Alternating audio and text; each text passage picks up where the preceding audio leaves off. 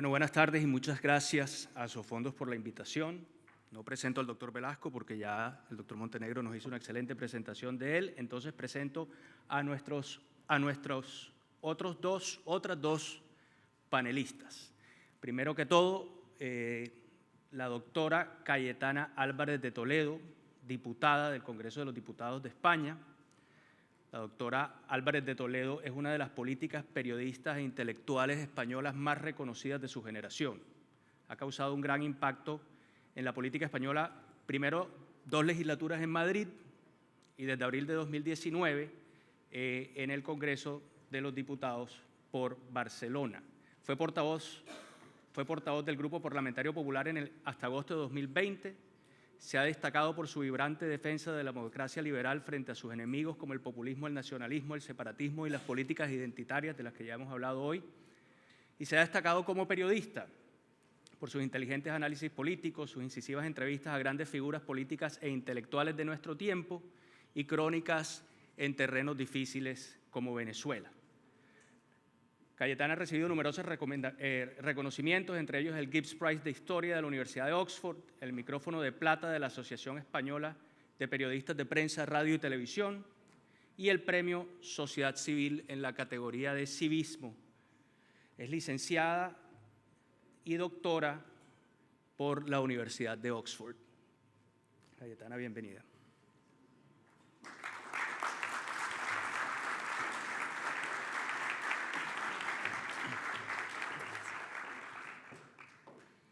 Y quiero invitar también a la doctora Sandra Borda, profesora asociada del Departamento de Ciencia Política de la Universidad de los Andes.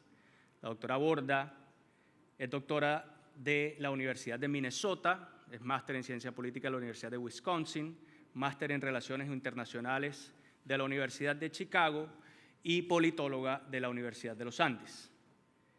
Es autora de los libros Parar para Avanzar, una crónica del movimiento estudiantil en Colombia, ¿Por qué somos tan parroquiales?, una breve historia de la política exterior colombiana, y de la internacionalización del conflicto armado colombiano durante las administraciones de Pastrana y Uribe, publicado por Ediciones Uniandes en 2012. Fue uno de los 7 miembros de la misión de política exterior convocada por el Gobierno Nacional que sesionó entre 2009 y 2010. Ha sido investigadora invitada en el ITAM de México, la Universidad de Toronto, la Universidad de Groningen en Holanda y profesora invitada de la Universidad de Sao Paulo en Brasil. Sandra, bienvenida.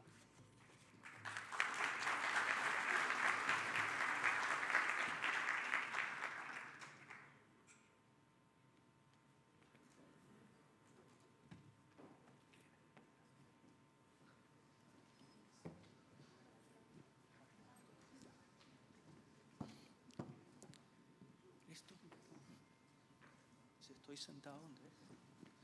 Bueno, muchas gracias de nuevo a Sofondos por la invitación y muchas gracias a nuestro invitado e invitadas y al doctor Velasco por esa excelente presentación que nos hace sobre este tema del populismo que es tan actual en este momento en el mundo y en Colombia también, por supuesto. Esta charla tiene un título, en el programa, si lo han visto, tiene el siguiente título, se llama Vivimos en tiempos convulsos para la democracia liberal. Yo me he quedado pensando sobre ese título porque parece un título que no hubiera sido escrito por un colombiano, porque en Colombia siempre hemos vivido tiempos convulsos para la democracia liberal. Digamos, ese ha sido un poco la historia de la política colombiana en toda su era republicana. Pero sin embargo, sí creo que podemos coincidir todos en que en el mundo y también en Colombia hay una sensación de que la democracia liberal está bajo asedio o está en un periodo más complejo o está siendo cuestionada o no sé qué verbo o qué adjetivo se puede utilizar para describir eso, y voy a pasar a preguntarle a mis copanelistas cómo lo ven, pero yo quiero empezar por ahí. ¿Qué ha cambiado en el mundo? ¿Qué es lo que es distinto hoy, en este 2022, en el 2021, en estos últimos años justamente tan convulsos, que están afectando ya sea nuestra noción o la manera como la democracia liberal se implementa en el mundo? Quisiera empezar por nuestra invitada internacional, por Cayetana. Bueno, ¿se oye? Sí. Bueno, ante todo yo quiero dar las gracias a Sofondos, a FIAP por esta invitación. Ha sido un día interesantísimo. He aprendido muchísimo con Santiago Montenegro y con el panel sobre pensiones. He tenido el placer de pronto sumergirme en una campaña electoral colombiana, un momento de efervescencia política, cuando no de ebullición de los candidatos. Y luego escuchar a Andrés Velasco ha sido un enorme placer. He encontrado casi un alma gemela intelectual. Todo lo que él ha dicho lo suscribo y ahora tengo el placer de conversar aquí con Sandra y con Thierry y de pasar un rato con todos ustedes.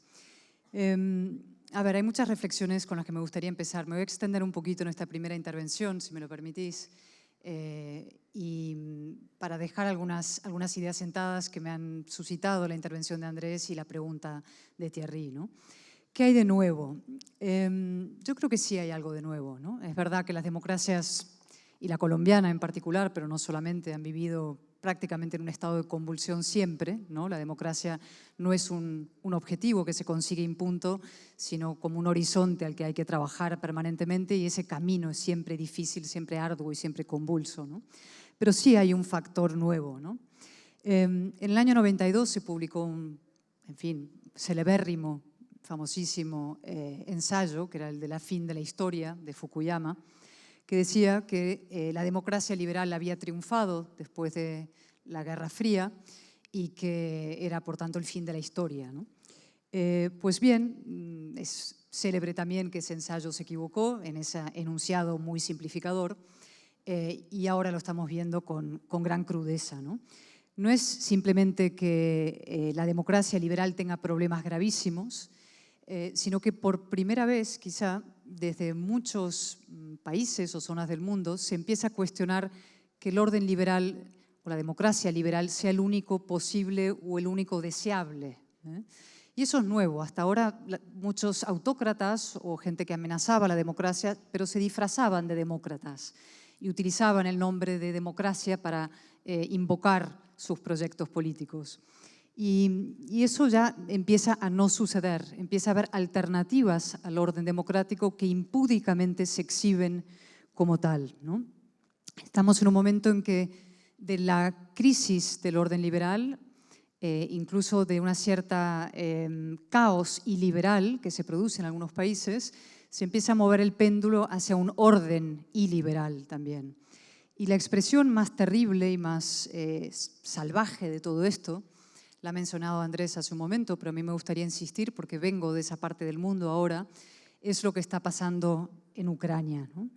En Ucrania es Europa y por primera vez, o sucedió en los Balcanes, una guerra cruenta en Europa, pero primera vez realmente de manera muy, muy exhibida desde la Segunda Guerra Mundial, vemos la confrontación total entre un orden de democracia liberal, una voluntad de ser europeos en el sentido de ilustrados, de civilizados, frente a una potencia agresora que lo que busca es imponer un régimen impúdicamente nacionalista, totalitario, excluyente, imperialista y liberal, ¿no? Eso nada menos que bajo un chantaje nuclear, cosa que no había sucedido de esta manera, desde luego desde la época de la Guerra Fría, produciéndose masacres cotidianas de niños en hospitales, en maternidades, en sitios, en fin, inimaginables, con escenas dantescas que creíamos que ya no podían suceder en Europa o en ninguno de los sitios que considerábamos civilizados. Por lo tanto, no es solamente que la historia no haya acabado, sino que la historia ha vuelto en su peor versión. De cómo vayamos a responder a esa confrontación entre el orden liberal que representa Ucrania hoy y el totalitarismo, el autoritarismo, va a depender del futuro de las generaciones, no solamente en Europa, sino en otras partes del mundo, ¿no? Hasta ahora, en los últimos años, respecto a esas amenazas populistas y nacionalistas, ha habido varias actitudes. Unas de apaciguamiento, que es un clásico en la historia europea, en la historia mundial, creer que a estos tipos de tigres se les cabalga de alguna manera, ¿no? Lanzándoles, no sé, de forma vegetarianos, ¿no? A convertirlos en vegetarianos. En otros a través del cinismo y de haciendo negocio con ellos. Y luego ha habido mucho de eso que llamamos los quintacolumnistas, es decir, personas que dentro del propio Occidente o dentro del propio orden liberal y de nuestras democracias trabajan para destruirlas desde dentro y se convierten en los principales aliados de estas fuerzas iliberales. Y en esos hay muchos, ¿no? También los hay en Colombia, los hay en España, esos que dicen yo no estoy ni con uno ni con el otro, no estoy ni con Zelensky ni con Putin, ¿no? Esos presuntos equidistantes entre el orden liberal y el autoritarismo, ¿no? Cuando no puede haber un punto medio entre la defensa de la democracia y el totalitarismo. Esos que hablan de paz y piden diálogos, etcétera, cuando en realidad lo que están proponiendo es impunidad y claudicación. Y frente a eso hace falta un rearme moral profundo, con líderes, que hay muy poquitos de esos líderes, en Europa hay muy pocos y en el mundo creo que también, es un momento de gran crisis de liderazgo, dispuestos a hablar con verdad a los ciudadanos y decirles que la defensa del orden liberal, como cualquier otra cosa en la vida, tiene un coste, requiere sacrificios económicos e incluso sacrificios en vidas humanas. Y eso es enormemente difícil en el mundo de hoy. Esa es la primera reflexión sobre qué hay de nuevo que quiero hacer, es decir, sí hay algo nuevo. En segundo lugar, permitirme un poquito una extensión a mis copanelistas sobre dos asuntos, ¿no? ¿Por qué pasa esto ahora? ¿Por qué está pasando este auge del populismo ahora? Andrés ha hecho una exposición brillante y muy detallada que creo que prácticamente cubre todos los asuntos. Yo algún matiz simplemente introduciría, ¿no? Andrés decía que el populismo es una forma de hacer política. Yo diría, porque soy política y defiendo este noble oficio, que es la antipolítica, es una forma de destruir la política, ¿no? Porque no hay nada más importante que la política, nada que afecte más a nuestras vidas, a veces en el peor sentido de la palabra, pero en muchos, y debe ser cada vez más en el mejor sentido de la palabra, que la política. Y el problema es que la política está hoy infectada por la mediocridad y por las mentiras. Si nosotros dijéramos qué tipo de política quisiéramos o qué necesita la política para funcionar, mencionaríamos muchas cosas que ha mencionado Andrés. Yo diría que son esencialmente 4 cosas para que funcione bien la política y, por tanto, la democracia. En primer lugar, algo que ha mencionado Andrés, que es lo de la mediación, la intermediación. Tenemos que aceptar que funcionen los mediadores, que existen mediadores, expertos. Un mundo sin mediadores es un mundo en el que todo se arrasa hacia abajo, ¿no? O sea, la devolución de la mediación, su papel central en un orden democrático. Por mediadores me refiero a los medios de comunicación, a los tradicionales medios de comunicación que ordenaban el mundo, a las instituciones democráticas y, desde luego, a los políticos, a los representantes de los ciudadanos. En segundo lugar, ¿qué ha pasado con la verdad? La verdad es un bien público. No hemos hablado de la verdad todavía. La verdad está arrasada en nuestra conversación pública. No es que se mienta en política, que siempre se ha mentido, sino que hoy la verdad ya no importa, no se distingue la verdad de la mentira, ¿no? O sea, las opiniones se han convertido en hechos y los hechos se han convertido en opiniones. Y cuando no hay una verdad asentada, fáctica, basada en hechos, es imposible una conversación democrática para la que alcanzar acuerdos esenciales en una comunidad política, ¿no? En tercer lugar, la racionalidad, de la que ha hablado Andrés, es verdad, que es esencial para llegar a acuerdos políticos. Y hoy en día estamos en un mundo en que los sentimientos han arrasado las emociones. Un mundo puramente emocional, en los que la política se hace en base a las vísceras, a las emociones, y se deja de lado la razón. Yo estoy de acuerdo con Andrés en que la razón puede ser y debe ser emocionante, pero hay que aprender a hacerla emocionante y a hablar de forma en que la razón se convierta en emocionante, y tenemos que rescatar a las emociones para la racionalidad, porque lo contrario es la pura ley del sentimiento. Los sentimientos no pactan. Yo tengo unos sentimientos, Sandra puede tener otros sobre un asunto, y entre sentimientos es imposible llegar a un acuerdo político. Y la última y clave y crucial, sobre la que seguro podemos hablar más largamente, que ha tocado Andrés también, la que yo dedico el primer capítulo de un libro que he escrito que se llama Políticamente Indeseable, es el asunto de la identidad, efectivamente. Hay que rescatar el concepto de ciudadanía de las garras de este nuevo flagelo identitario del siglo del siglo XXI. Las identidades causaron estragos en el siglo XX, el nacionalismo identitario causó guerras mundiales y ahora la identidad ha vuelto en distintas formas, no solamente en la forma clásica del nacionalismo, sino en una forma nueva de mano de la izquierda, nacida en las universidades francesas y americanas, primero en los años 60, en mayo del 68, luego se pasó a Estados Unidos y ahora está infectando las democracias y socavando el suelo democrático, que son esos movimientos identitarios, indigenistas, radicales feministas, de todo tipo, todos estos nuevos colectivismos que destruyen el demos, que es la base democrática, la divide en colectivos y los enfrenta unos colectivos con otros y hace imposible la conversación plural, ¿no? Con tal, hay que rescatar también ese concepto básico de la ilustración, que no se juzgan las personas por nuestra piel, por nuestro sexo, por nuestra raza, por nuestra religión, sino simplemente por nuestras conductas, por el hecho de ser ciudadanos. Y esto sí creo que es parte nueva de lo que estamos viviendo en estos momentos. Y ya para acabar, dos apuntes. ¿Qué respuesta dar a eso, ¿no? A lo que está sucediendo y a la defensa de esta democracia liberal, que sí creo que está en un momento distinto, delicado y crucial? También lo ha dicho Andrés, y ese es el problema, hablar después de él, cuando coincides con él en tantas cosas sin saberlo, ¿no? Yo soy política y lucho contra la tendencia en la política, sobre todo dentro de mi espacio político, que es lo que llamamos el centro-derecha, en este caso español, pero que pasa en muchos otros países del mundo, de confundir, de dividir la buena gestión tecnocrática de la política a las ideas, de dejar las ideas y la batalla a las ideas y la política en manos de las fuerzas de izquierdas y de abandonar ese terreno y creer que básicamente con gestionar bien la economía de un país, con ser buenos tecnócratas, es suficiente. Y eso no es verdad. Eso acaba creando lo que yo llamo un tablero inclinado de la política en las sociedades, donde hay unos movimientos populistas o más de izquierdas en la parte alta, a veces son populistas de derechas, pero en general me estoy refiriendo ahora a los tableros culturales inclinados, en la izquierda está arriba y el mundo liberal o el mundo liberal conservador está en la parte baja del tablero y siempre está en inferioridad de condiciones en el debate político, en el debate público, ¿no?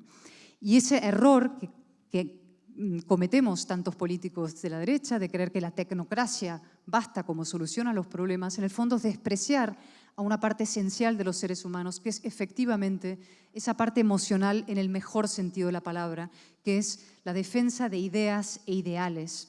Somos idealistas los seres humanos, no somos puramente materialistas. Tenemos aspiraciones, tenemos objetivos, tenemos ideales, luchamos por grandes causas, por causas nobles y se trata, por tanto, de dar esa batalla cultural en el buen sentido de la palabra, ¿no?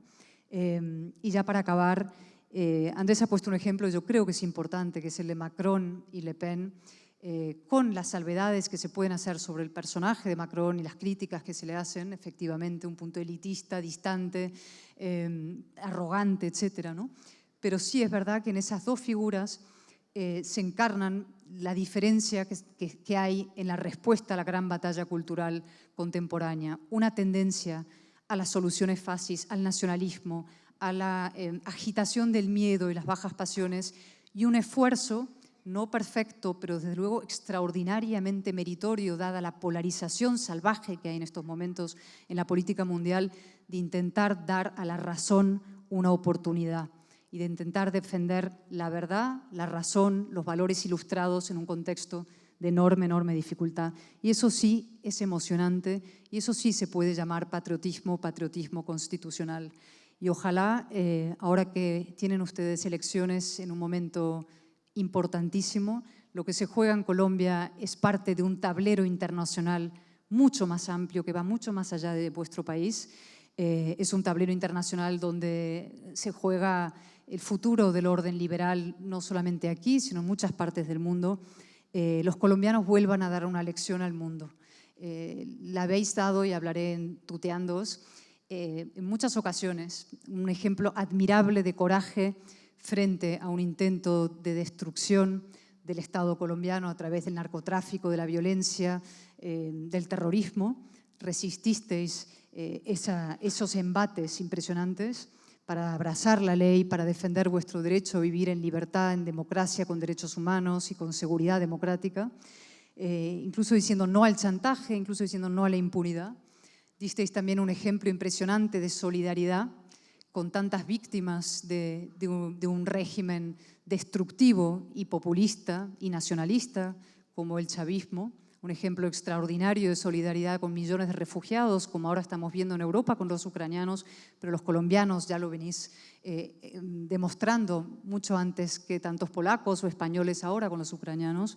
Y yo espero que en estas elecciones volvéis a dar una lección al mundo de cómo se derrota el populismo y dando un firme voto patriótico contra el populismo anticolombiano, que es lo que es. Así que es un placer estar aquí con ustedes y gracias por su ejemplo y gracias por su paciencia.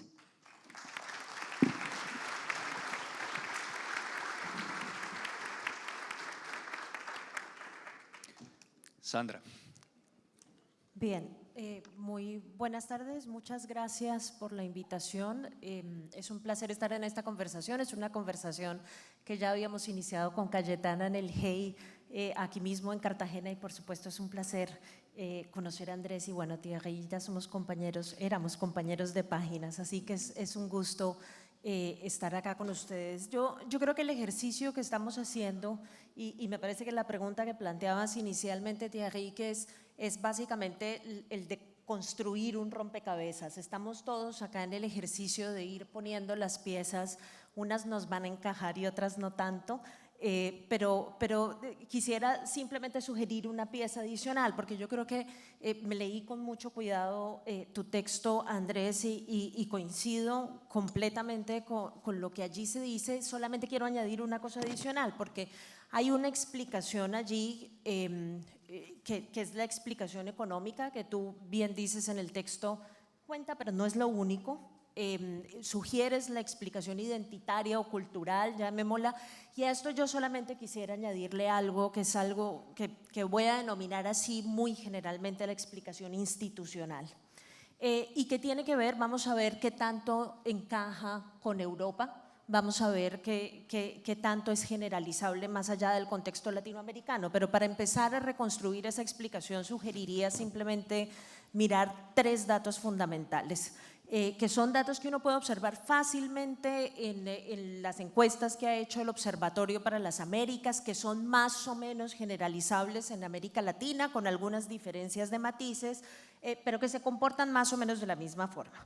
Uno de esos datos nos dice más o menos entre el 70 y el 84% de la gente ya no confía en nuestras instituciones, en las instituciones democráticas. Y alguien podría decir, bueno, la gente nunca ha confiado en las instituciones, ¿sí? Las instituciones políticas nunca han gozado de grandes niveles de popularidad. Pero quiero llamar la atención sobre este dato porque si uno mira la secuencia histórica de este dato, sí es un dato muy distinto. Es decir, nunca nuestras instituciones políticas estuvieron en un nivel de desprestigio tan grande, ¿sí? Esto es muy inusual, nunca habían caído de esa forma en la percepción que tiene la gente de su funcionamiento. Segundo dato, este es un dato que sale de Colombia, pero he mirado algunas cosas en otros países y más o menos funciona igual, dependiendo del tipo de régimen del que estemos hablando, pero en Colombia es súper elocuente. Este dato lo sacó John Sudarsky con su fundación Contreal y sugiere que después de las votaciones al Congreso, la gente en cuestión de semanas se olvida a quién eligió, ¿sí? Es decir, no recuerda quién es su representante en el Congreso. Andrés citaba en su artículo el famoso peligro que advertía Max Weber de la desconexión, ¿no? Que el gran riesgo de la democracia es que en un momento determinado la gente simplemente sienta que no tiene un vínculo directo con sus representantes y eso está sucediendo en este momento, ¿sí? Eso obviamente contribuye a la primera cifra, es decir, contribuye al desprestigio de las instituciones en particular, pero apunta a un tema distinto que es el tema del déficit democrático, sobre el cual voy a volver en un instante. El tercer dato es un dato que nos ayuda a cualificar un poco cuál es el problema del desprestigio de la democracia liberal del que estamos hablando, para empezar a desagregar un poco factores. Cuando le preguntan a la gente si cree en los principios de la democracia liberal, La respuesta es que más de la mitad de la gente, digamos, no es una cosa bestial, ¿no? Tampoco es que el 90% diga que sí, no, es más o menos entre el 50 y el 60%, que dicen sí, la democracia, digamos, estoy bien con la democracia liberal. Entonces, fíjense que esos números nos están mostrando que puede que el problema esté mucho menos en el escepticismo que tiene a la gente frente a las reglas del juego de la democracia liberal y tenga más que ver, si quieren llamarlo de una forma cruda, con el sistema de atención de las instituciones políticas de la democracia liberal. ¿Sí? Es decir, que lo que puede estar pasando es que simplemente la gente siente que las instituciones que por eso se llaman públicas, deberían ser suyas, ni los representan, ¿no? Y están en manos, y ahora voy a esta parte, digamos, del argumento, están en manos de una élite política tradicional que no responde a sus necesidades. Pero no sabemos bien, por las encuestas, si el problema es particularmente con la élite política o si es con las instituciones y su sistema de atención. Punto es que la gente ya siente que las instituciones no les sirven. Fíjense que eso es muy distinto a decir que la democracia liberal no le sirve. Son dos cosas muy distintas. Entonces, en términos del análisis, uno tiene que tener mucho cuidado de no botar el bebé con el agua en la bañera, porque podemos estar hablando de dos cosas distintas y en la separación de esos dos ejes de análisis de pronto podemos encontrar la posibilidad de resolver el problema frente al cual nos encontramos en este momento.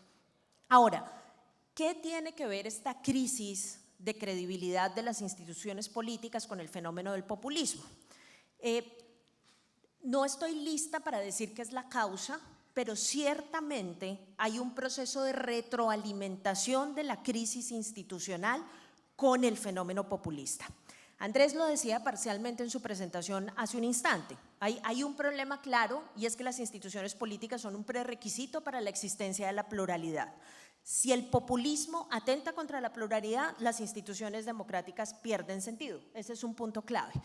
Pero el otro punto que es fundamental es que, y eso también lo señala Andrés en su artículo, el populismo se nutre diariamente de una oposición binaria que en el caso de América Latina, y lo estamos viendo en Colombia en este momento, tiene que ver con esta oposición entre élites y pueblo, o élites y sociedad civil. Otro dato, acaban de hacer un estudio varias universidades latinoamericanas sobre este fenómeno de la polarización del que tanto se habla, la polarización política, tratando de identificar, bueno, ¿qué es esto de la polarización? ¿De qué estamos hablando? ¿Cuáles son las ideas que están enfrentadas en el fenómeno de la polarización? Y la conclusión a la que llegaron es que en varios países de América Latina, entre ellos Colombia, la polarización no es entre izquierda y derecha. La oposición es entre esa élite, llamémosla vagamente porque estamos hablando de muchas cosas al mismo tiempo allí, y el resto de la sociedad. Se abrió un gap enorme, se abrió un hueco enorme entre grandes comillas, la gente y la clase política tradicional y las élites. Y las élites no son solamente la clase política tradicional. Metan en esa bolsa analítica, si quieren, todo lo que hemos entendido en este momento como élites liberales. Metan los medios de comunicación, metan los empresarios, metan la academia, metan la burocracia estatal, etcétera, etcétera, etcétera. En el libro que cita Andrés en su artículo de Catherine Kramer, ella identifica muy bien esa categoría. Dice, mire, el americano promedio entiende a esta élite liberal como una élite que no tiene absolutamente nada que ver con ellos, ¿sí? Identitariamente son personas totalmente ajenas. ¿Qué tiene que ver un campesino de Wisconsin con un diplomático del Departamento de Estado en Washington? No tiene nada que ver, ¿sí? Se están abriendo unos espacios enormes entre esos dos grupos y allí se está generando o se está creando el caldo del cultivo perfecto para el discurso populista. Porque ese es el discurso populista como lo conocemos en América Latina. ¿Qué papel juega y cuál es la razón por la cual sugiero que el efecto aquí es un efecto retroalimentador? Miren lo que pasa, y esto lo experimenté muy bien y muy de cerca durante la campaña electoral, que como todos sabemos, perdí. Dese en cuenta qué pasó. Uno le dice a la gente, mire, las instituciones políticas son fundamentales. Reconozco su agravio, entiendo que las instituciones no le han servido, pero las instituciones políticas son un seguro importantísimo. Democracia sin instituciones políticas es imposible. Lo que estamos arriesgando cuando dejamos de hablar de las instituciones es la democracia misma. ¿Y cuál es la respuesta de la gente nutrida, obviamente, por discursos de alternativas políticas que se nutren en el populismo? Las instituciones, mi querida doctora, me dijeron muchos, son la herramienta de dominación de la clase política de este país. Son la herramienta de dominación de las élites de este país. Es decir, la gente ya no está entendiendo las instituciones estatales como un lugar de prestación de servicios al ciudadano, si quieren, entendido muy ampliamente desde trámites hasta, ¿no?, salud, educación, etcétera, etcétera, sino que simplemente ya entienden que las instituciones le pertenecen a un sector muy reducido de la sociedad, ¿sí? Y que ese sector, no discutamos si eso es cierto o no, simplemente evaluemos la percepción, que ese sector está utilizando las instituciones en favor propio y no en favor de la gente, es decir, no las están utilizando con criterio de representatividad. Frente a ese discurso, proponer una consolidación o un fortalecimiento de las instituciones es dificilísimo, casi imposible. Le hicimos perder a la gente los incentivos para proteger las instituciones. Y eso es tremendamente preocupante. Y le cae como anillo al dedo al populismo. Le cae como anillo al dedo. ¿Por qué le cae como anillo al dedo? Porque el populismo no hace migas con las instituciones. Para el populismo las instituciones son residuales. Para el populismo las instituciones casi que estorban. Por eso a los populistas, los partidos políticos no le gustan. Bueno, en Colombia a nadie le gustan los partidos políticos, pero particularmente al populismo no le gustan los partidos políticos, que son una institución política por excelencia. No le gustan las restricciones, no le gustan los pesos y contrapesos. Y encima de todo, las instituciones son un obstáculo para el personalismo en política. Y el personalismo es el mejor amigo del populismo. ¿Sí? Nada mejor que la narrativa antes y después de mí. Nada mejor que la narrativa soy yo, individuo X, el que le va a resolver este problema. No son las instituciones del Estado. Entonces, en esa dinámica en la cual confieso yo no sé muy bien cuál es la causa y cuál es la consecuencia, pero lo que tengo claro es que sí se retroalimentan fundamentalmente. Lo único que va a salir perdiendo es la democracia, porque se va a quedar sin garantes, se va a quedar sin que nadie tenga como proyecto político fortalecer las instituciones para a través de ese fortalecimiento fortalecer la democracia. Es decir, se quedaron sin defensores, ni las instituciones ni la democracia. Nadie quiere oír hablar de eso. Y el resultado, digamos, en lo empírico y en lo diario de una campaña política es que a uno los estrategas todo el tiempo le están diciendo, mire, politóloga y todo, y muy interesante y muy chévere, pero no le hable a la gente de instituciones. No porque no entiendan, sino porque la reacción casi que visceral de la gente al término instituciones es absolutamente negativa. Y solamente quiero que piensen por un instante en el peligro enorme que eso significa.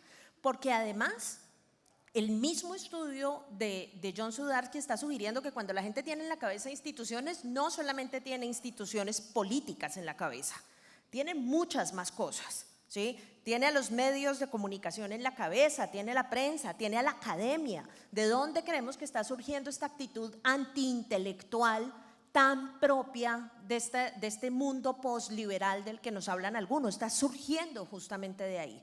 Entonces, digamos, a esta suerte de rompecabezas que estamos armando, quisiera introducir el elemento institucional porque creo que lo estamos pasando por alto en ocasiones y que el pasarlo por alto nos puede estar, digamos, probablemente haciendo perder de vista dónde está un poco la salida a esto, aunque yo tengo que confesar que no tengo ni idea dónde encontrarle una salida a esto, pero además nos está haciendo perder de vista, digamos, la magnitud del riesgo que estamos corriendo en este instante.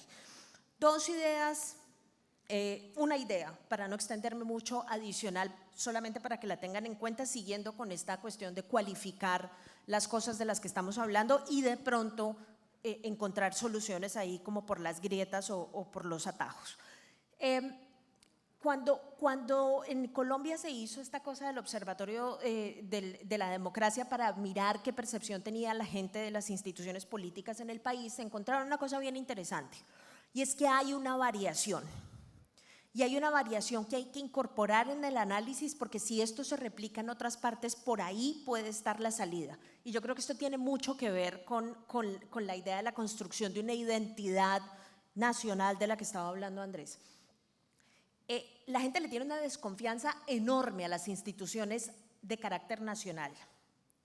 Pero entre más lejos se va usted de lo nacional, entre más se mete en lo local, entre más pequeño es el pueblo, más confianza hay en las instituciones allí. ¿Sí?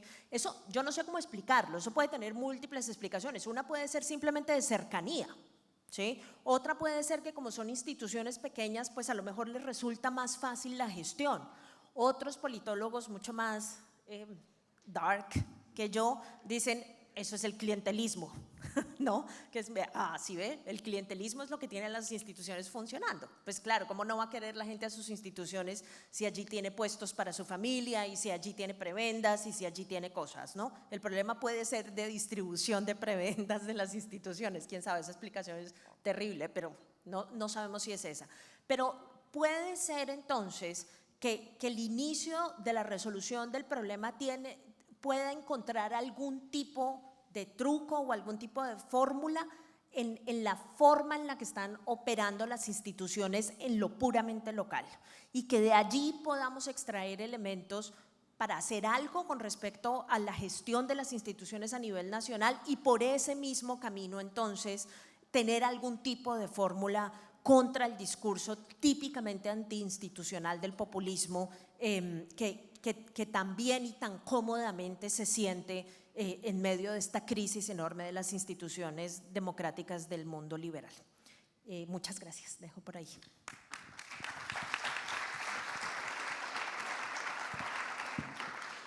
Andrés, ¿tú quieres comentar algo sobre lo que han dicho Sandra y Cayetana? Yo he hablado demasiado en realidad, así es que no debería, pero ustedes saben que un político frente a un micrófono es una cosa peligrosa. Voy a decir dos cosas sobre lo que dijo Cayetana y dos cosas sobre lo que dijo Sandra, y parto reiterando o subrayando que me encuentro en peligroso acuerdo con el 99.9% de lo que dijeron. Si ustedes venían a un panel en que iban a volar plumas y salpicar el polvo, eso no va a ocurrir. No sé si para bien o para mal, pero la verdad es que mucho acuerdo y aprendí muchas cosas y creo que estamos más o menos compartiendo un diagnóstico. Dos comentarios rápidos en cada caso. Sobre lo de Cayetana. Primero, no puedo estar más de acuerdo que es difícil encontrar un caso más químicamente puro que Putin y Ucrania, ¿no? O sea, si uno querría explicarle a un niño o explicarle a alguien no muy letrado en qué consiste, llamémoslo así, la cosmología liberal frente a la cosmología iliberal y autoritaria, este es un caso hecho en Hollywood, no es perfecto, es perfecto. Entendiendo, claro, que Ucrania no ha sido precisamente una democracia modelo, oligarcas de todo tipo y corrupción de todo tipo han campeado, pero es un esfuerzo por construir una democracia en una parte del mundo que históricamente no la ha tenido.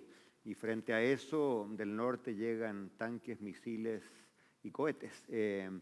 Y una pregunta fascinante acerca de la cual no tengo mucho que decir, pero la dejo planteada, es si Europa, no digo Occidente, digo Europa, va a tener la espina dorsal para, como tú decías, no hay libertad sin costos. El problema es que hoy día todo el mundo quiere, como decíamos cuando yo estaba en Hacienda, todo proyecto de ley tiene caramelos y espinaca. Todo el mundo quiere el caramelo, pero nadie quiere la espinaca, ¿no? La espinaca en este momento en Europa se llama rehusarse a comprar gas ruso. ¿Va a tener Alemania la fortaleza moral para decir, me como un punto de crecimiento del PIB y no compro una gota más de gas ruso? No lo sé.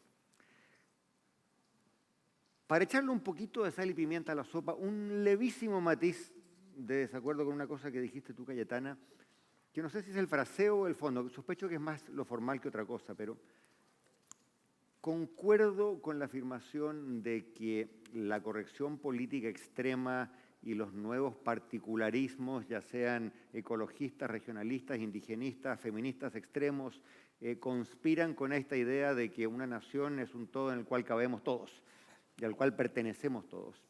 Pero como político viejo que soy, me pregunto cómo dice uno sin pisar el palito y sin abrir la compuerta que te digan, usted está en contra entonces de la igualdad de los géneros, usted está igual en contra de las reivindicaciones contra los pueblos oprimidos. Seamos francos, en América Latina es evidente que las personas que descendemos de los europeos hemos tenido privilegios gigantescos respecto a quienes no tienen esa etnia. Y por lo tanto, ¿cómo adopta uno la causa de la igualdad y de la compensación y de la dignidad de los pueblos originarios sin caer en la trampa del indigenismo exagerado?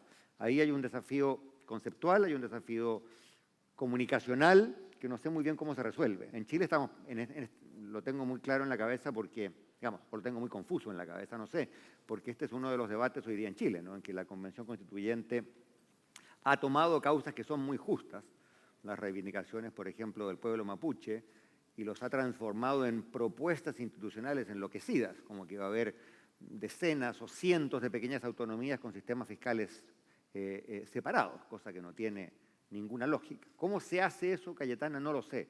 De repente tú lo has pensado más. Sandra dijo dos cosas que quiero subrayar nada más.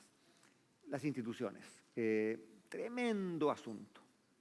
Miren ustedes el Latino Barómetro, miren ustedes el World Value Survey, hay un montón de fuentes. Nadie cree en nada. El descalabro de las instituciones políticas es el más manifiesto, pero como tú dijiste, sindicatos, empresarios, medios de comunicación, académicos, todos vamos en el mismo saco. Y una reflexión tecnocrática. Yo partí diciendo hace rato que no había que proponer soluciones tecnocráticas como soluciones a los problemas políticos, pero eso no quita que haya que hacer un poquito de ingeniería de sistemas, ¿no? Yo estoy cada día más convencido que uno de los grandes problemas que han llevado al descrédito de la democracia en América Latina es la muy mala mezcla de sistema político y sistema electoral. Me explico. Yo no estudié ciencias políticas como Sandra, pero tomé introducción a las ciencias políticas con el gran politólogo gringo Alfred Stepan, Alfred Stepan es como el Cristóbal Colón de las ciencias políticas en América Latina. Y Stepan, cuando uno llegaba a su curso, yo tenía 18, 19 años, hacía una matriz de 2×2 y decía, ¿usted quiere entender las ciencias políticas? This is all you have to know. Y decía, sistema político, presidencial, parlamentario. Sistema electoral, mayoritario, con escaños uninominales, binominales y proporcional. Eso te da 2×2, 4 permutaciones. Inglaterra, Canadá, bla, bla, Westminster, parlamentario, un escaño, una por distrito, funciona. Estados Unidos, presidencial, un escaño por distrito, funciona. Parlamentario, proporcional, Europa continental, funciona. ¿Qué es lo que no funciona? No funciona la mezcla de sistemas presidenciales con esquemas electorales proporcionales, que es lo que tiene solamente América Latina. Somos el único rincón del planeta que tiene eso. ¿Por qué no funciona? Esto es un tecnicismo. Y aquí la politóloga quizás me corrija, pero hay al menos dos problemas. Primer problema, como tú lo decías, nadie sabe quién es el representante. Hay distritos en la ciudad de San Paulo en que hay, creo que 17 diputados. Está bien que la gente no recuerde el nombre de un diputado o diputada, pero acordarse de los 17, imposible. En Santiago Metropolitano son de 8 diputados. Yo fui a votar y yo tengo un PhD en Ciencias Sociales y miraba la sábana y decía, ¿quién es esta gente y por quién voto? ¿No? Entonces, ese es un problema, la desconexión total entre el cuerpo legislativo y el votante, porque cuando tú tienes que votar por 40 personas distintas para 50 cargos y cada voto tiene, no sé, había votos en Chile en la última elección que tenían 70 alternativas. Una locura. Segundo problema, el sistema electoral proporcional produce fragmentación. La fragmentación produce dificultades para construir mayorías. El sistema presidencial pone a un señor o una señora en el cargo por 4 años, 5 años, 6 años, que llega al poder con grandes promesas da un gran discurso la noche del triunfo, si es con segunda vuelta, ha sacado más del 50%, tiene un gran mandato, va el lunes al Congreso y se percata que tiene 20% de los diputados. Castillo tiene ¿cuánto? ¿8%? Entonces, no hay mejor receta para el descrédito total de la democracia. Este señor ganó la elección, sacó 50%, me prometió A, B, C, D, y el lunes es incapaz de hacer nada. ¿Por qué? Porque no tiene ninguna capacidad de legislar. El presidente Boric en Chile lleva un mes en el poder. Ha perdido todas las cosas que se han votado en el Congreso, sin excepción. Partió con 50% de aprobación, hay una encuesta que le da apenas 25%. En un mes. En este caso es especialmente dramático porque su coalición es una bolsa de gatos. Pero más allá hay un problema institucional, de diseño político. Yo sé que eso no es para una campaña, no es para ponerlo en una camiseta, no es para ponerlo en una bandera y marchar, pero hay un problema de diseño político absolutamente brutal que no hemos sabido abordar. Ya, he hablado demasiado, me callo. Bueno, yo quiero proponerles que bajemos un poco el... Aquí siempre se habla de que hay que elevar el nivel del debate. Les voy a proponer que le bajemos un poco el nivel del debate. Muy buena idea. Es decir, bajémonos de lo teórico y bajemos como a la calle, al terreno, porque quiero aprovechar que aquí estamos ante tres personas que han hecho política electoral. Ustedes no solamente son destacados académicos y son destacados intelectuales, sino que han hecho política electoral.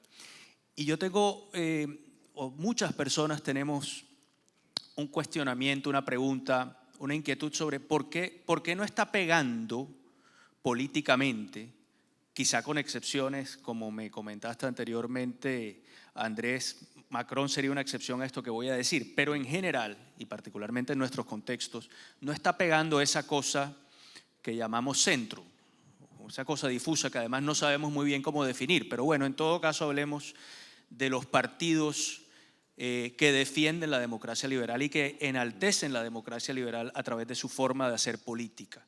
En España hubo un partido que fue muy popular durante una época, que fue Ciudadanos, que llegó a ser descrito casi como que el futuro de la política española e incluso como un modelo para el futuro de lo que podría ser un partido de centro en Europa. Y en Colombia acabamos de vivir una experiencia que Sandra conoció de manera muy cercana, y espero que nos hable de eso un poco, con el Nuevo Liberalismo, que fue otro de esos partidos que también intentó hacer política por esa vía y que hace parte de esta coalición llamada Centro Esperanza, que no sabemos cómo le va a ir en estas elecciones, pero si juzgamos por las encuestas no le está yendo tan bien como muchas personas esperaban que le fuera. A mí me gustaría que, y Andrés nos acaba de hacer una advertencia sobre el centro. Andrés nos decía que si los políticos centristas o los políticos que defienden la democracia liberal no aprenden a manejar esta especie de populismo liberal o de patriotismo liberal, que es la otra expresión que utilizas en tu ensayo, no les va a ir bien. Entonces yo lo que quisiera es preguntarles, no desde lo teórico como está planteado en la presentación de Andrés y en el discurso, sino desde la praxis, desde la práctica, desde las vivencias personales. ¿Qué nos pueden decir acerca de por qué está fracasando el centro? O por lo menos en los contextos que ustedes conocen, ¿por qué ha sido tan difícil? Se ha vuelto un lugar común decir que estamos polarizados, y a veces yo me pregunto si es que queremos estar polarizados. O sea, de pronto estamos pasando por un momento de la historia de la humanidad en que muchas sociedades quieren estar polarizadas. Y ustedes han vivido eso desde la trinchera de la política electoral y me gustaría saber su visión al respecto. Vamos a empezar esta vez con Sandra para invertir el orden de los speakers. Todavía duele un poquito, entonces esto va a ser mitad análisis y mitad terapia. A ver, yo estaba escuchando con mucha atención a Andrés ahora en su presentación al final, su sección de do's and don'ts, pensando, bueno, a ver, ¿qué aprendemos, no? ¿Cómo le hacemos? Y yo honestamente debo confesar que es casi una sin salida. Y es una sin salida por la siguiente razón. Voy a hacer como una muy breve enumeración de los dilemas que tratando de hacer política desde el centro me encontré y que debo confesar que no pude resolver. Entonces, el primer dilema es un dilema que yo siento que desde una opción de centro es muy difícil de resolver. En un país como Colombia, pero yo creo que esto aplica para América Latina y tiene que ver con el déficit institucional y tiene que ver con los problemas de desigualdad económica, tiene que ver como con todo el paquete de cosas, con las políticas de identidad también, con las formas de exclusión, etcétera, etcétera. La gente está esperando, y uno la escucha y sabe perfectamente que está esperando cambio, ¿no? Pero no cualquier cambio. Entonces, en la medida en que uno empieza a cualificar el cambio, a ponerle adjetivos al cambio, mire, cambio sí, pero dentro de las instituciones, mire, cambio sí, pero en el Estado de Derecho, mire, cambio sí, pero gradual, mire, cambio sí, pero etcétera, etcétera, la gente empieza a mirar para otro lado, porque ya no hay paciencia para eso. ¿Sí? Ya no hay paciencia. El momento de los cambios y de las transformaciones graduales, institucionales, dentro del marco de cosas que conocemos, es algo de lo que la gente, créanme, se los digo después de haberme recorrido este país de arriba abajo durante 2 meses, es algo de lo que la gente ya no quiere oír. ¿Sí? ¿Cuál es la alternativa? Hablar de un cambio por fuera de todos esos principios y de todas esas premisas que les sugerí, y eso ya no es una propuesta de centro. Eso ya raya en una propuesta populista, ¿sí? Que es el discurso fácil de lo vamos a cambiar todo en 4 años. Este país va a ser un país totalmente distinto después de esta experiencia. Y claro, ahí entran un montón de cosas en juego, pues yo particularmente creo que los académicos pues tenemos mucho que aprender. Estaba leyendo en estos días a Michael Ignatieff y su libro después de haber perdido las elecciones en Canadá, y él dice con toda la razón, no, es que los académicos casi que por instinto tienen que cualificarlo todo, les da miedo tener discursos irresponsables. Entonces, en política, imagínese uno haciendo un discurso responsable en una plaza pública en la mitad de un pueblo, ¿no? O sea, somos un desastre haciendo política, eso es una cosa que aprendí y tengo que hacer el curso para volverme mejor política.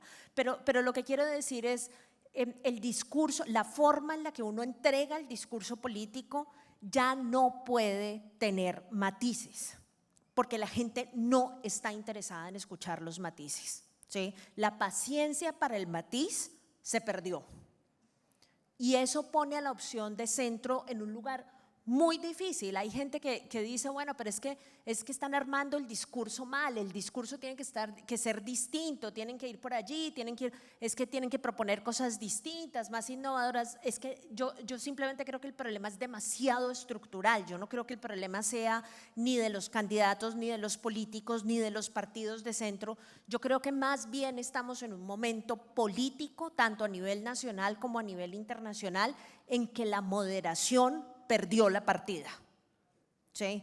Y eso creo que hace que construir política desde el centro sea una cosa para otro momento histórico. Este no es el momento histórico de eso, a veces tengo la sensación. Esto es un discurso, obviamente, digamos, mi análisis es súper pesimista y puede estar viciado pues por el hecho de que acabo de perder, entonces estoy re pesimista, pero simplemente les estoy tratando de reconstruir, digamos, el bache comunicacional que tiene un político de centro con la audiencia en este momento de las cosas. Entonces, la sensación que tengo, pienso muchas cosas, bueno, Colombia tiene una particularidad frente a América Latina, es que Colombia jamás ha tenido un gobierno de izquierda, jamás en su historia, por cuenta del conflicto armado, por cuenta, si quieren, del legado del Frente Nacional, lo que quieran. Ahí hay un montón de causas que podemos analizar después, pero nunca hemos tenido un gobierno de izquierda. Entonces, cuando nunca hemos tenido un gobierno de izquierda, cuando reconstruimos el menú de opciones político-ideológico después del proceso de paz, cuando tratamos de ampliar, digamos, la cantidad de opciones que le estamos entregando a la gente desde el punto de vista político-ideológico, es perfectamente normal que un centro esté demasiado inmaduro para constituirse en alternativa política, porque como nunca tuvimos izquierda fuerte, pues el centro realmente no sabe cuál es su plataforma política, ¿sí? Hay gente que dice el centro tiene que ser liberal, Pero ¿qué es lo que significa ser liberal en este contexto? En términos de propuestas, en términos de ajuste de las desigualdades, que es de lo que está pendiente la gente, en términos de generación de empleo, en fin, como que es tan nuevo lo que está pasando que apenas mientras la izquierda tiene absolutamente claro qué es lo que está proponiendo, ¿no? El centro todavía no sabe en dónde pararse política e ideológicamente, y eso puede requerir tiempo. Es posible que logremos conectar de otras formas, es posible que logremos estructurar un discurso distinto, pero esto va a requerir de mucha más experiencia en el ejercicio de la política para que el centro se pueda constituir en una alternativa de poder. Gracias, Sandra. Cayetana. A ver, una consideración elemental es que los seres humanos tendemos a lo binario, en todo, ¿no? Blanco y negro, lo binario, los equipos de fútbol, ¿no? Con lo cual la tensión suele ser más fácil entre dos que con un tercer jugador. Dicho esto, yo impugnaría casi la pregunta, en el sentido, sí, el centro lo pasa mal, pero que la izquierda o la socialdemocracia y el centro derecha tradicionales también están en crisis. Y de hecho, si analizamos los liderazgos europeos en estos momentos, el único verdadero liderazgo europeo que hay es un hombre de centro, que es Macron. Entonces habría que preguntarse qué ha hecho bien este hombre. Y creo que lo que ha hecho bien es leer el momento político.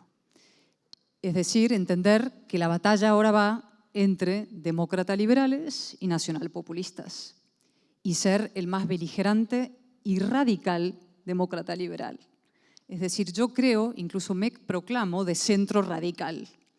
Y creo que lo que les ha pasado a los partidos de centro, desde luego en España, en general, o en Europa, es que confunden el centro con la moderación, el centro con el punto medio, el centro con el perfil bajo, el centro con la transacción que decía Andrés.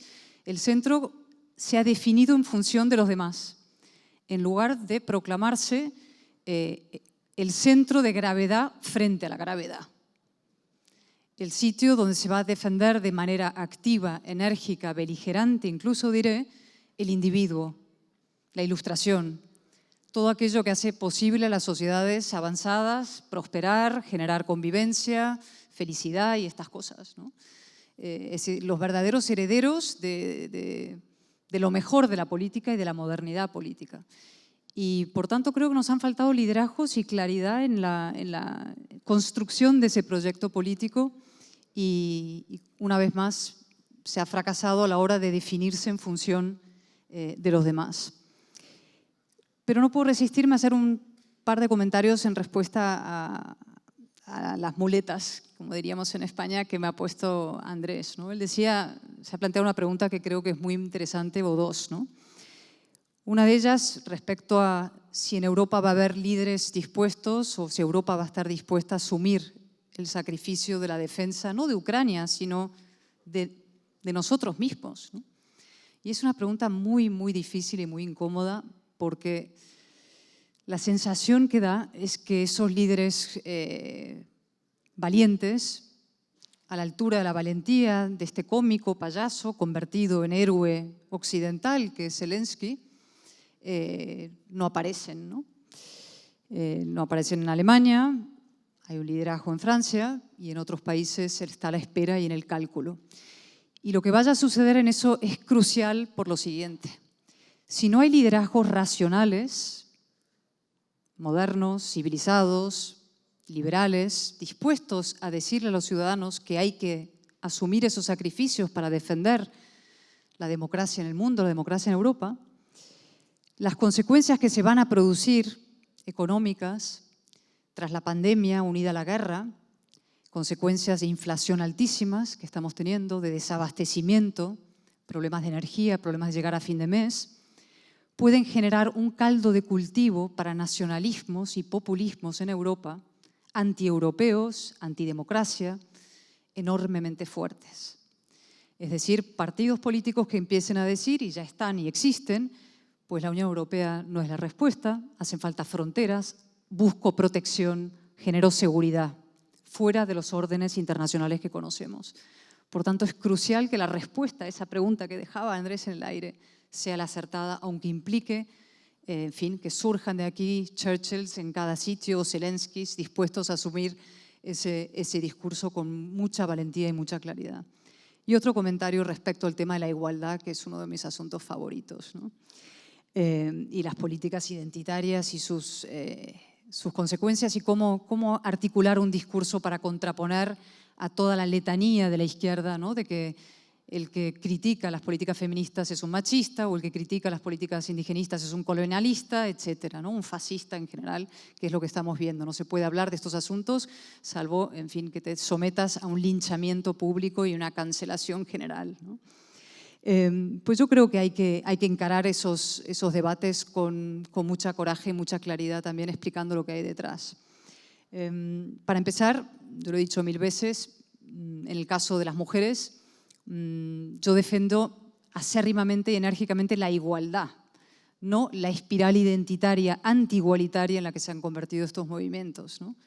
No nos definen a nosotras, a Sandra o a mí, el hecho de tener en común los mismos órganos sexuales, el hecho de formar parte de un colectivo. No formamos un colectivo, porque si no eso me obligaría a formar parte de un colectivo también con Marine Le Pen y con Cristina Kirchner, por ejemplo, ¿no?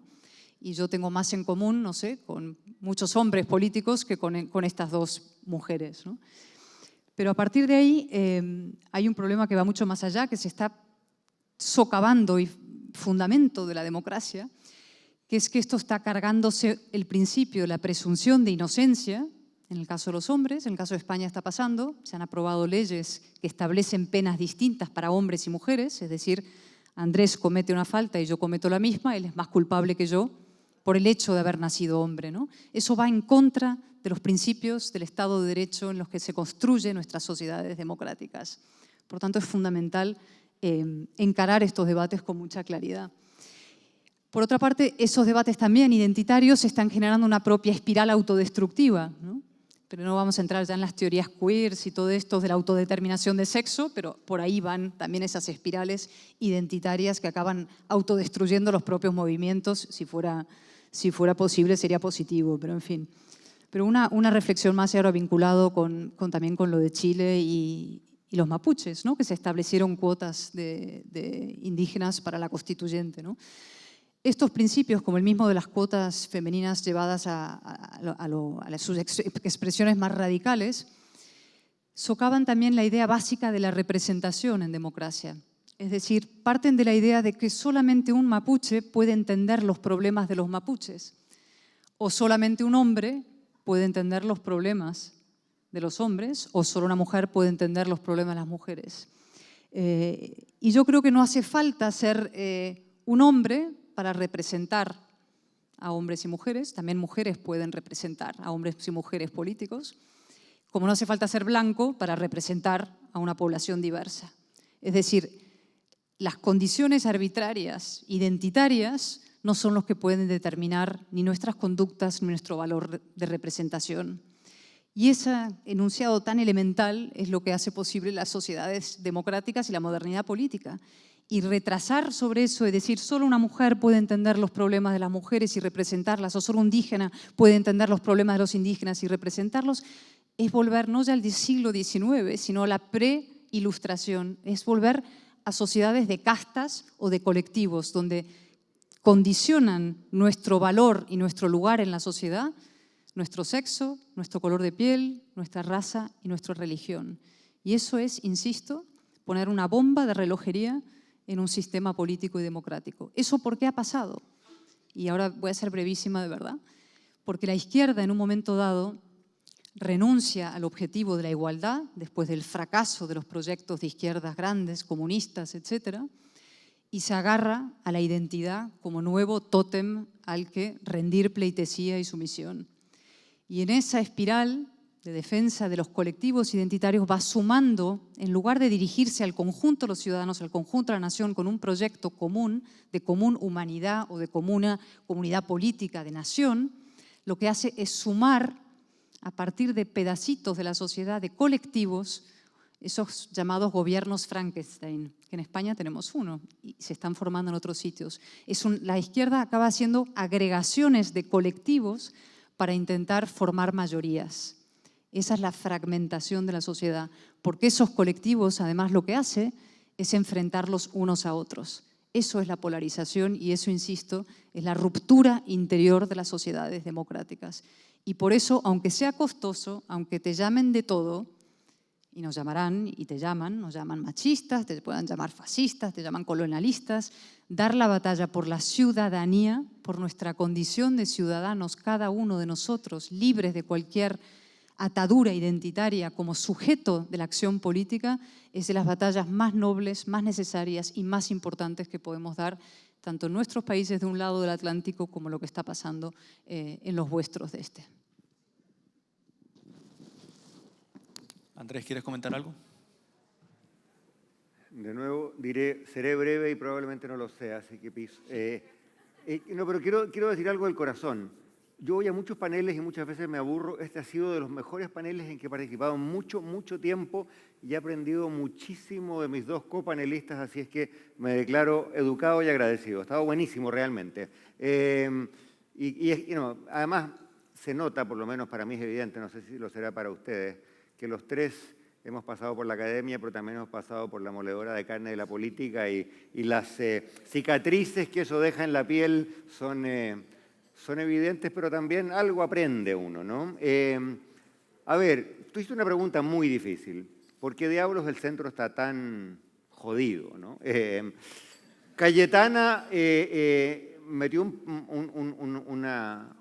un matiz que me pareció también interesante. Dijo, no solamente el centro, los centros, la política tradicional. O sea, en Europa y también en América Latina los partidos socialdemócratas están hechos pedazos, que no sé si son centro o no son centro, pero son parte del andamiaje de la democracia liberal. Muchos de los partidos de centro-derecha lo mismo. Perdón por la obsesión de volver a Francia, pero el Partido Socialista y el Partido Republicano, sus candidatos presidenciales, no alcanzaron el 5% necesario para que les paguen los gastos de campaña. Entonces, el problema no es solo de los centristas liberales, que son grupos relativamente pequeños, ya sea Ciudadanos en España o Ciudadanos en Chile, que yo fundé y acaba de desaparecer legalmente. O sea, es difícil un fracaso más fracaso que tú fundas un partido, a los 3 años muere, ¿no? Pero bueno, la política es así. Entonces, claro, hay que redefinir el problema no solo como el del centro liberal estrechamente, sino como el de los...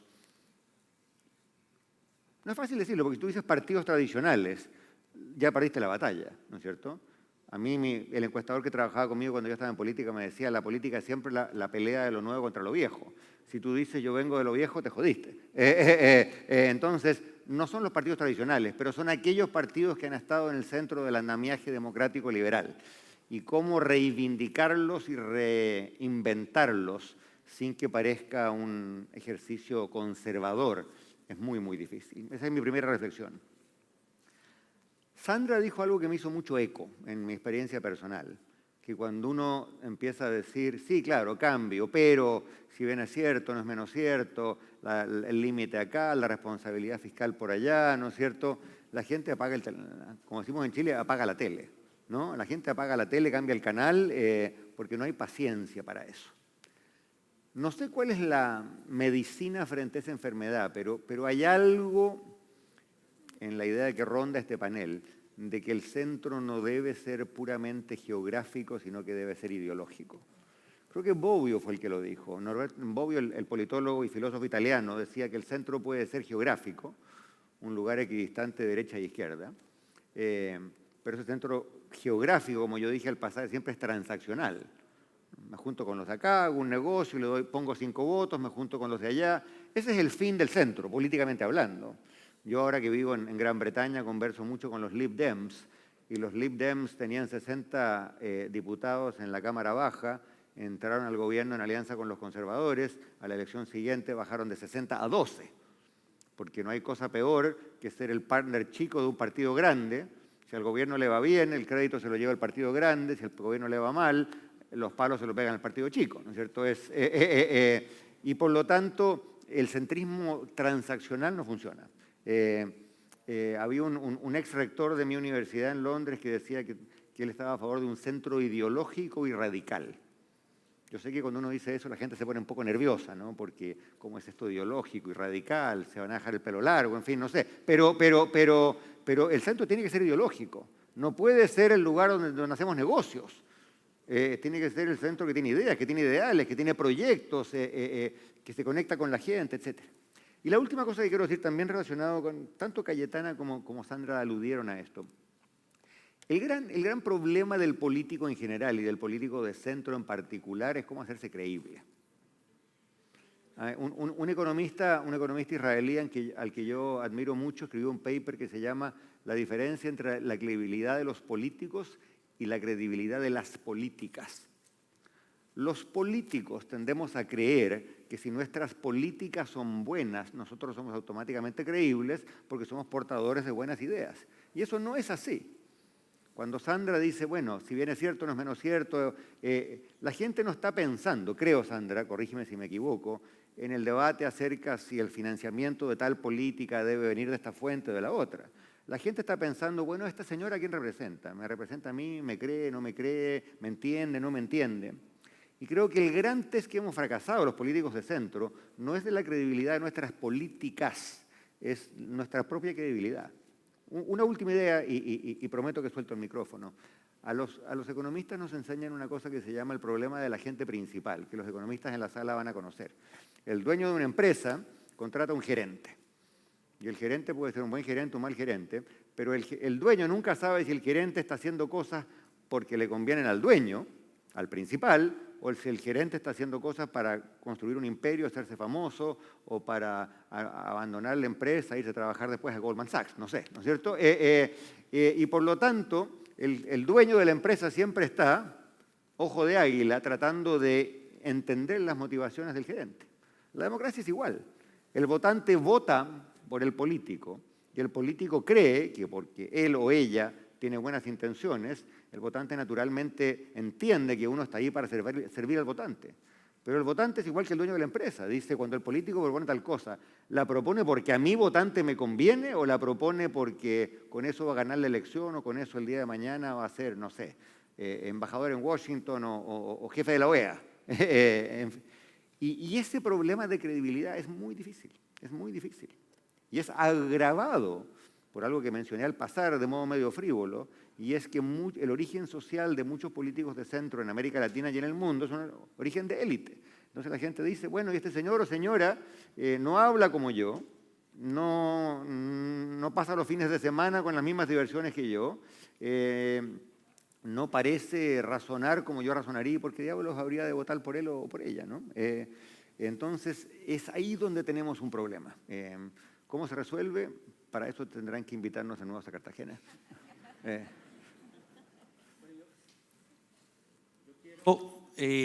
Quiero hacer una última pregunta, que es una curiosidad que me sale de la lectura del libro de Cayetana. Nos queda poco tiempo, así que voy a pedir respuestas muy breves y va a ser difícil porque es una pregunta que también nos puede llevar bastante lejos. ¿Cuál es el rol? Ya hablamos de la crisis prácticamente de todos los partidos y de todas las instituciones. También Sandra debe decir, aquí está todo en crisis, los partidos, las instituciones y el cuarto poder, los medios de comunicación también. Y del libro de Cayetana me viene esa inquietud, por eso quiero empezar con ella esta pregunta. ¿Cuál es el rol de los medios de comunicación en toda esta problemática que hemos descrito hoy y que tú, Cayetana, creo que le asignas un papel casi que de villanos en todo esto? No, bueno, de villano no, pero es uno de los villanos. Es el papel de las élites en general, ¿no? Empezando por los propios partidos políticos, que tienen una enorme responsabilidad en, digamos, haberse deslizado por la pendiente de la antipolítica del populismo, ¿no? Las malas prácticas de los partidos políticos. No hablo ya de la corrupción, que es evidente que es inaceptable, sino de otros tipos de malas praxis, ¿no? elegir a la gente porque son más leales al jefe en lugar de elegir a los mejores, la falta de meritocracia en las estructuras de los partidos, la falta de calidad, la obsesión con Twitter de los diputados y los senadores que están más pendientes de lo que dicen las redes que de hacer un discurso con belleza y con verdad en una tribuna parlamentaria. Es decir, hay muchos problemas. También las élites económicas tienen una gran responsabilidad cuando se deslizan por hacer negocio con la erosión de los valores de la democracia, el cinismo, ¿no?, que acompaña a muchas de las élites económicas cuando no se enfrentan al populismo, sino que negocian con él, creyendo que pues, la coartada de que es mejor negociar para mantenerles dentro de un ámbito de razonabilidad, etcétera, ¿no? Pero en eso es verdad que los medios de comunicación tienen un papel absolutamente central porque son esenciales para la democracia. Y los medios, en esta competencia salvaje con las redes sociales, se han despeñado, ¿no? Han renunciado a la calidad por los clics, han renunciado a la verdad por la opinión, ¿no?, por los titulares estridentes, para intentar encajar un titular grande, fuerte, que compita con el titular de al lado del digital nuevo que acaba de salir, promovido por un pequeño empresario, o con los propios en fin, líderes, influencers de las redes sociales. Por tanto, los medios de comunicación, yo eso lo he padecido, como tantas otras cosas de la política. Aquí somos varias víctimas de la política. Tienen ustedes casi 3 cadáveres delante. Pero no perdemos la fe, lo cual es maravilloso, ¿no? Eso sí lo quiero resaltar. Es decir, somos 3, en fin, hablo por mí, digamos, fracasados en la política, pero que creemos en la política, que hay una política deseable, hay una política que se puede hacer bien, hay una política, somos optimistas racionales, somos liberales en el sentido de la convicción de que hay una manera correcta de hacer las cosas y que hay que luchar para hacerla bien, ¿no? Y que la política debe ejercerse bien, y yo creo lo mismo del periodismo, que fue otra de mis profesiones, dediqué algunos años de mi vida al periodismo y es una vocación también, y creo que se puede hacer buen periodismo de calidad, devolviendo la verdad al punto central, al vértice absoluto, y los hechos al centro de la información.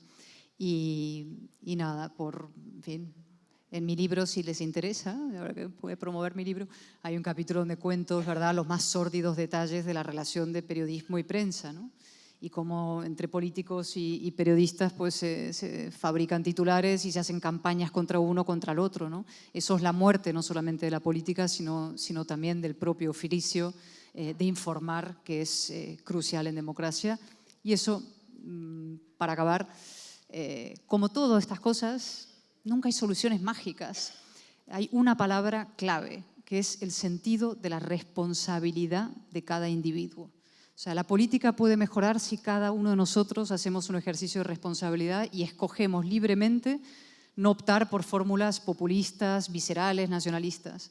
Y el periodismo puede mejorar si cada una de las personas que están cubriendo este acto o contando la campaña electoral hace un esfuerzo responsable ante el espejo, ante sí mismo, ante su conciencia, de informar con veracidad y no en función a intereses espurios o a sesgos ideológicos, ¿no?